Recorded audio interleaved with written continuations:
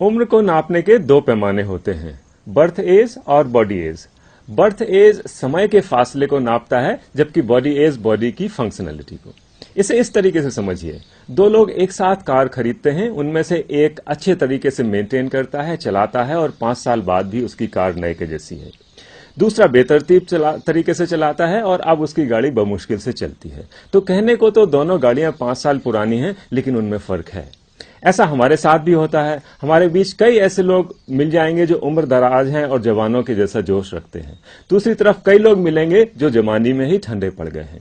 तो birth as सरकारी नजरिए से इंपॉर्टेंट हो सकता है, लेकिन जिंदगी के खेल में बॉडी एज ही इंपॉर्टेंट है। आज हम इसी की बात करने वाले हैं कि बॉडी एज क्या है और इसको कैसे कम या रिवर्स किया जाए। एक फंडामेंटल चीज है कि हमारे शरीर में रिपेयर मैकेनिज्म होती है और पूरा शरीर लगातार नया होता रहता है। जैसे हमारी स्किन 1 महीने में नई हो जाती है, हमारा खून 3-4 महीने में नया हो जाता है, हड्डियां भी नई होती हैं। हमारी बॉडी में सिर्फ एक चीज है, आंख का लेंस, जो नया नहीं होता है। इसके अलावा पूरी बॉडी नई होती रहती है। तो अगर हमारी ये जो रिपेयर मैकेनिज्म है ये दुरुस्त रहे तो काफी समय तक बॉडी को नया जैसा रखा जा सकता है।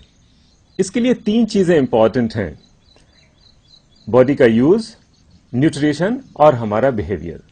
बॉडी यूज इसलिए क्योंकि बॉडी यूज करने के लिए बनी है, रखने के लिए नहीं।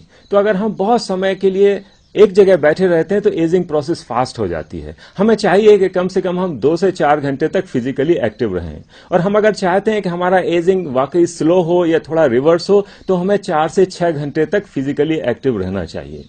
थोड़ा ज्यादा भी एक्टिव रहा जा सकता है, लेकिन बहुत ज्यादा फिजिकल एक्टिव रहने से 10, 12, 16 घंटे काम करने से भी कुछ नहीं होता, बल्कि थोड़ा शरीर को नुकसान ही हो सकता है।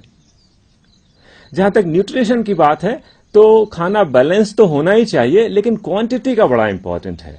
अगर हम थोड़ा सा कम खाते हैं, 15-20% कम खाते हैं, तो हमारा जो बुढ़ापा है वो 10-15 नहीं बल्कि 25-30 साल तक पीछे खिसक सकता है।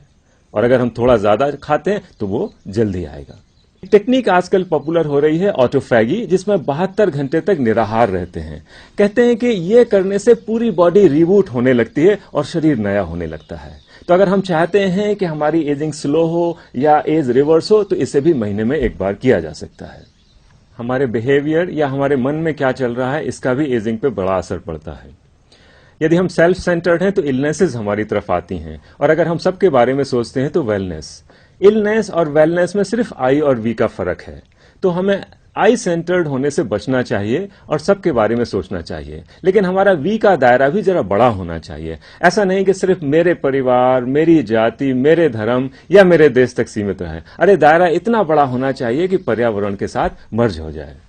जीन्स का भी एजिंग पे फर्क पड़ता है। कई लोग हैं जो खानदानी तौर पर बड़ा लंबा जीते हैं, लेकिन उसकी चर्चा करने का अब कोई फायदा नहीं, क्योंकि हम ऑलरेडी पैदा हो चुके हैं। तो किया वो जाए जो हो जाए, और कोशिश हमें ये ऐसी करनी चाहिए कि 100 वर्ष की उम्र तक हमारी जो बॉडी एज है वो 40 के अंदर रहे। आफ्टर ऑल जिंदगी एक बार मिलती है, इसे जरा जवां जिया जाए।